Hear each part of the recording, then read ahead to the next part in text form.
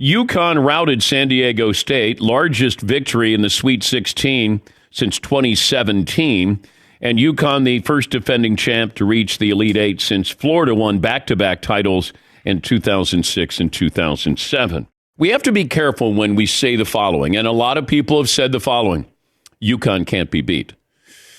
Just like the Patriots, when they had Randy Moss, when they were undefeated and they faced the Giants in the Super Bowl, they can't be beat. Everybody can be beat. The question is, who's going to be that team that steps up, and do they have an unbelievable night? Does Connecticut have an off night? Do you get foul trouble on UConn's big men? You know, if Klingon all of a sudden picks up 2 fouls early in the first 5 minutes, now all of a sudden things change a little bit. Connecticut looks great. Both ends of the floor. It was kind of a 7-point, 5-point, back and forth little bit of foul trouble in San Diego State. And then all of a sudden, Connecticut blew them out. And, the rematch from the national title game. But Connecticut, the way they play, doesn't seem like they're, dips. They're pretty consistent. And they will be tough to beat. But I go back when UNLV, the running Rebels, they can't be beaten. They're blowing everybody out until they were beaten. It's really, really rare when you have a team that you go, they won't be beaten. And you could be correct in saying that. But having covered sports for 40 years and those moments where you go, they're invincible, they're unbelievable, and then all of a sudden, they're not. That's sports. That's why you can't script it. Although this show is scripted. But no, it's not scripted, Todd. I could never script what you say. There's been rumors. There's been a buzz about all the different people that are scripting it. I know. Hundreds of people working on the show, writing stuff. Yeah, I got to find them because I haven't located them. There's only 12 people in the building that work on this show. Yes, Paulie. Clemson advanced their 6th seed. Can you guys remember in your lifetime Clemson being decent at basketball or being threatening in any way?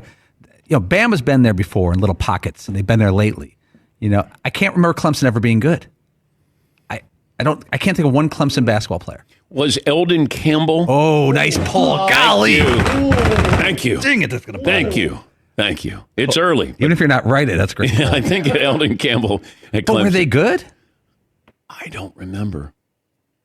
I just remember, I like the color of their uniforms. Wasn't Bill Foster the legendary coach at Clemson? Now you're just showing off. I can't tell you too much about Clemson basketball. Yeah, Bill Foster. He was in the 70s and early 80s. I remember him. Cliff Ellis in the early 90s. So 89-90, they were 26-9. Right. Made the Sweet 16. All right. That's a chunk of time ago. Yes, it is. They had a flirting with Rick Barnes for a while. Oh, okay. Harvey Grant, Horace Grant. Oh, the Grant brothers. Marvin, is that right? Is that right, Marvin? Grant brothers. I think Horace may have gone there. Did Harvey go to Oklahoma? Yeah, Harvey went to Oklahoma. But Ho Grant went to Clemson. It's not fair to be a very, very good football school and also good at basketball. Yeah. It'd be like if Kentucky's football team was in the Final Four. Like, it's not fair. Like, wait, you're supposed to be just good at one thing. Now Alabama. Hey, they're good in football. Now they're good in basketball.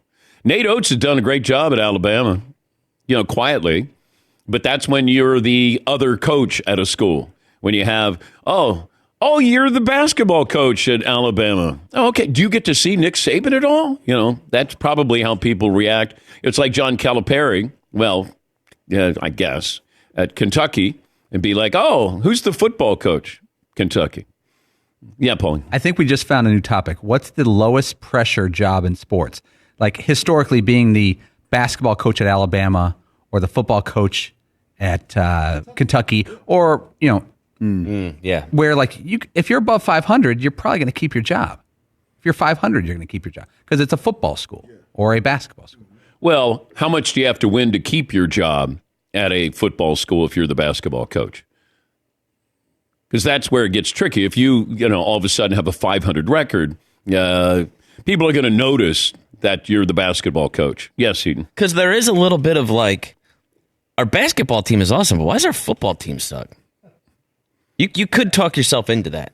Yeah. If you're really good at one, so how come we're so bad at the other one? 877-3DP Show. Email address dp at danpatrick.com. Twitter handle at DP Show. What's the poll question we're going to go with today, Seaton? I think we're just stumbled onto one. Would you rather your school be a basketball school or a football school?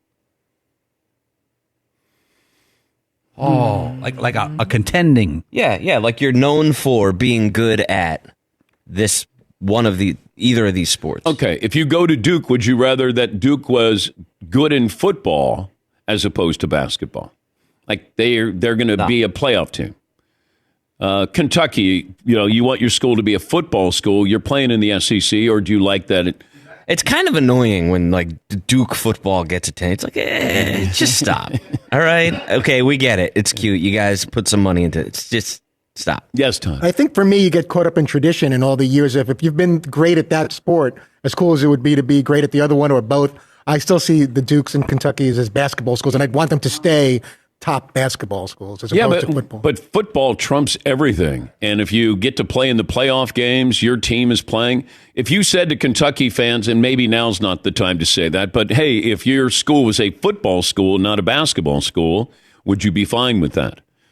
If Alabama was going to be great in basketball, not football, that ain't happening. No. Clemson. Hey, how about that basketball team, Dabo?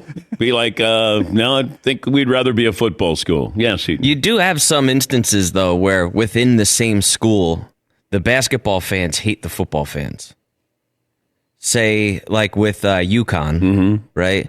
UConn pulled out of the Big East because they wanted football money, which kind of blew up every rivalry and tradition that the basketball team had, which the team was known for basketball. So it was kind of like, what the hell's the football team doing? We're not even any good at that. Yeah. What are we wasting our time with that for? Instead, we're not going to play Syracuse and Georgetown anymore? Yeah. What the hell are we doing? Well, blame it on the football Yeah, team. the football team screwed it up. Yeah, Paul. I think you're right about Duke. I think Duke fans, sports fans, would like to keep basketball, and it would be nice if the football team were competitive. It's an enjoyable thing. But let's say they were really good at football. I don't think they would switch. I think you are onto something with Kentucky. If you told Kentucky sports fans they could snap their fingers and be a high-powered SEC football team, and the basketball team will be 500 and never threatened again, man, Kentucky's got a lot of basketball tradition. They may sign up for that. Some would sign up. Yeah, I mean, I get the tradition, but if you said Syracuse basketball or the football team is going to compete for a playoff spot, and you're not going to be good in basketball, they're known for their crowds, the success. They want indoor sports. Actually, they're both indoor. No, the football team plays indoors. They don't want to go outside. Yeah. Yes, Eden. I was just about to jump to, I just had another poll question hit me. Okay. I don't want to derail us, though, but I'm very active in thought. I don't want to blow up the whole show either. Okay. All right. Oh, yes, Paul. Is University of Florida, the most balanced basketball school ever? They've had highs in both the Tebow era and before that, Emmitt Smith, and then the Billy Donovan era, Joakim Noah. Okay. They seem to be, you can't call them either a football or basketball school, I don't think. You probably wouldn't call them either right now. This year. They're just a school. Yeah. They're a a really nice school. Who is on that level? Stanford? They have pockets of success in basketball and football. But winning a title, Florida won titles in both. How many schools in the last 30 years have won titles in both? There's got to be some that are obvious we're not even thinking of. But Florida did it at a pretty high level, back-to-back titles, and then you've won national titles